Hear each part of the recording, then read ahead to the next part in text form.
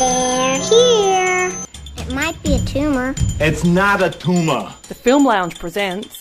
Spoiler Free Movie Review! First you gotta do the truffle shuffle. Come on! with Chris Gooch. I'm the dude. What has happened is a colossal military disaster.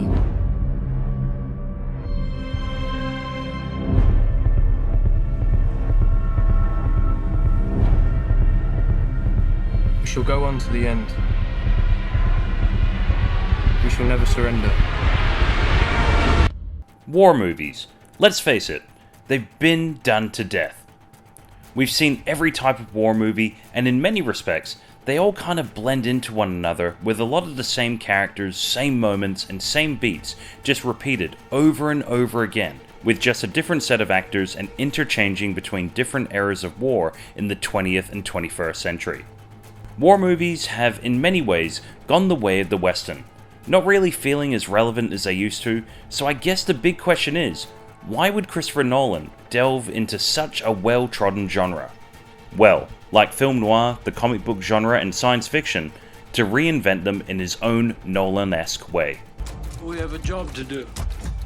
So, Dunkirk is based on the true story of the 400,000 Allied soldiers stranded in the town of Dunkirk in France. Surrounded by German soldiers, these worn-down men are just trying to get home. But when they can't get off the beach to get home, home comes to them. We have Tom Hardy in the sky, Cillian Murphy at sea, and Harry Styles on land. Hardy is trying to keep the enemy at bay and himself out of the ocean. Murphy is in the ocean and trying to get to any land other than Dunkirk, and Styles, along with many other soldiers, is just trying to get away. So, in between a story that takes place at land, on sea, and in the air, Christopher Nolan adds an extra element to the storytelling. All three stories are in 3 different timelines, over a period of 1 hour, 1 day, and 1 week. Yet again, Christopher Nolan uses discontinuous editing to force us as an audience to pay attention. It's not enough that the film already has rich visuals, a nerve-wracking soundtrack, and intense challenges for all involved. Nolan demands your full attention by effortlessly switching between each of the 3 timelines as we witness a war film that really harkens back to the kind of films that inspired many of the other great filmmakers. He's on me. I'm on him. But what else has Nolan done to reinvigorate a rather dormant, or at the very least repetitive genre? One of the big things, which is a staple of Nolan blockbusters, is his insistence on scope and scale. With Wally Pfister moving more into the director's chair, Nolan returns with the cinematographer from Interstellar who just knows how to fill a frame. Each shot has incredible depth, and when the action happens, intensity kicks in for the simple fact that you can always see the danger getting closer and closer as our characters try to figure out what to do. Whether it be bullets or bombs, there's something about the cinematography that really grips you as each character struggles for their own type of survival in this film. Adding to the scope and scale of the cinematography is just how much of this footage has been done in camera. Sinking real ships and flying real planes adds to the realism that Christopher Nolan is projecting towards the audience. Yes, of course there are some CGI elements in the footage, but only to enhance what is already there, as opposed to overpowering what is already there. However, there is no doubting just how scary these sequences would be in reality when we see water engulf hundreds of soldiers trapped in a ship, or the height in which soldiers will travel through the air when an explosion hits. They need to send more ships. Every hour the enemy pushes closer. Nolan once again pushes the IMAX format in a way that just constantly reminds you of how many people were trapped on that beach, and delivers some powerful vertigo moments in the dogfights that makes you realize why George Lucas watched World War II dogfight footage and felt inspired to make Star Wars. It only makes me wonder what kind of filmmakers will emerge after seeing this film.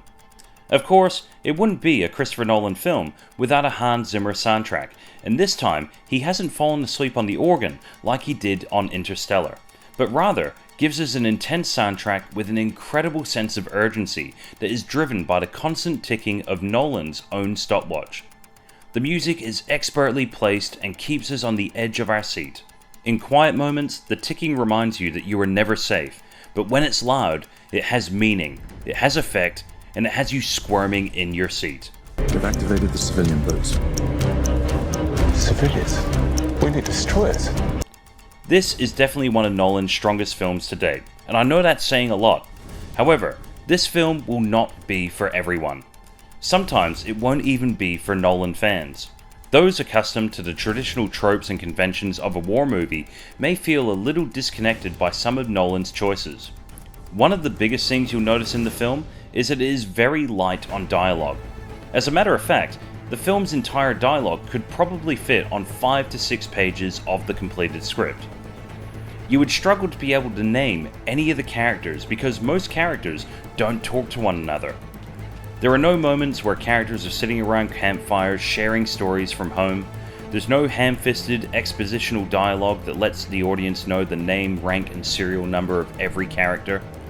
It's just very believable in the way in which the characters would interact in a situation like this.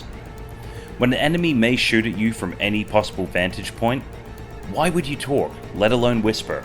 When you are trying to survive amongst guns and explosions, do you really need casual discussions for the benefit of the audience?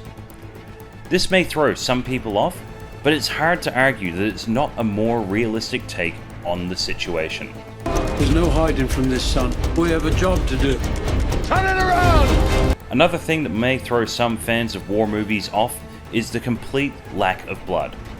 Done countless times in films like Saving Private Ryan and Full Metal Jacket, we are given insight into the horrors of war, and this time, Nolan takes a different approach.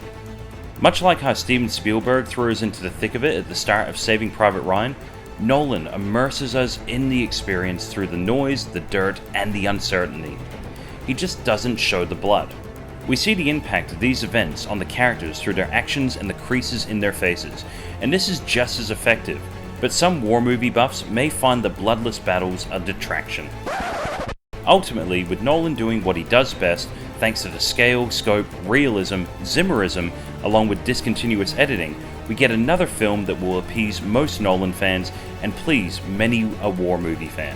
With some elements that some may struggle to get past for enjoyment, there is no denying that this film is intense, engaging, and lean, thanks to Nolan's shortest runtime since his first film, The Following.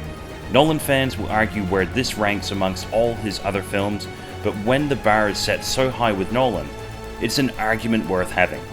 Although the benefit of time and hindsight may help to properly rank this film when all is said and done.